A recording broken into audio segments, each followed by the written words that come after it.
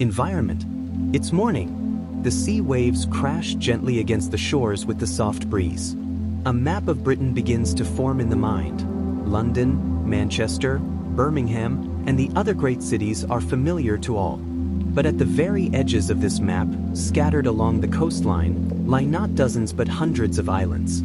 Some are inhabited, some deserted, some have seen shepherds grazing sheep for centuries, while others are still claimed by colonies of seabirds. These islands are often absent from Britain's central narrative.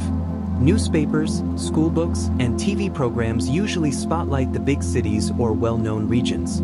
Yet if you step onto these hidden islands, you discover how these small pieces of land hold vast and layered stories. Stories not just of earth and water, but of an eternal bond between humans and nature. Scene: the winds of the North Sea.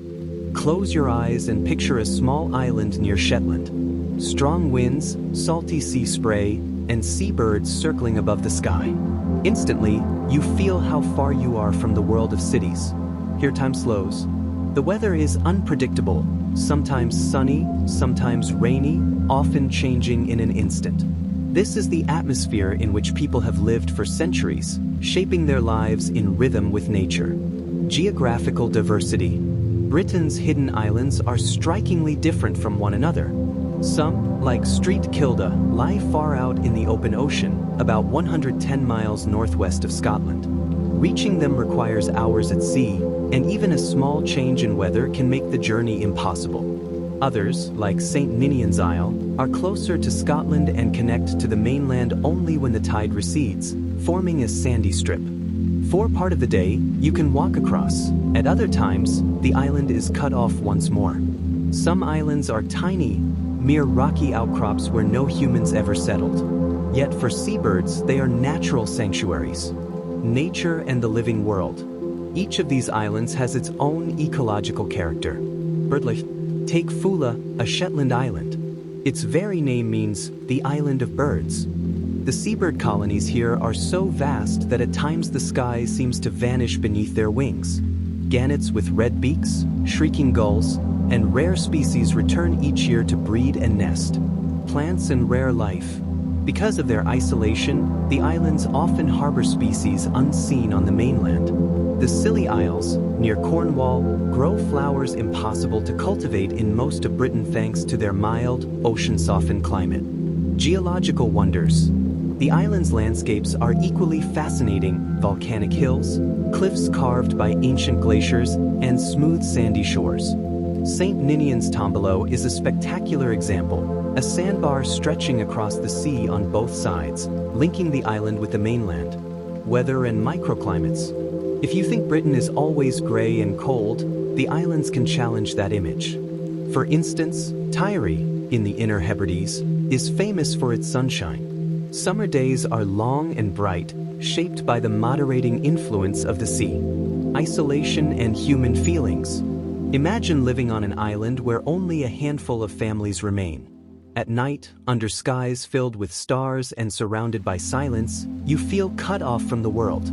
This isolation can be both a strength and a burden. A strength because of the peace and closeness to nature. A burden because basic services like hospitals or schools may be far away. The fragile nature of islands. These environments are delicate. A small disruption, pollution, the arrival of non-native species, or an excessive tourism can upset their balance. This is why many of Britain's islands are designated UNESCO World Heritage Sites or nature reserves, ensuring their protection for future generations. History and human settlement. Scene: ruins of ancient stone houses. You step onto a small island. Among the green grass lie piles of stones and the remains of half-broken houses. This is St Kilda, once a thriving human settlement for centuries. Walking among these ruins feels as though time has stopped.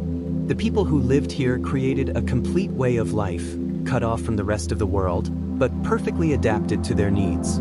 They hunted seabirds, collected eggs, and used the oil, feathers, and meat to survive. On small fields, they grew potatoes and barley, while the unforgiving waves of the sea sometimes brought them fish. Ancient times and the first settlements. The history of Britain's hidden islands stretches back thousands of years. Archaeologists have found traces of Neolithic life across many islands, stone houses, graves, and small churches that testify to vibrant communities once thriving here. For example, on St Kilda, evidence of settlements goes back over 5,000 years. On the Isle of Man, ancient graves and monuments reflect Celtic traditions later shaped by Viking influence.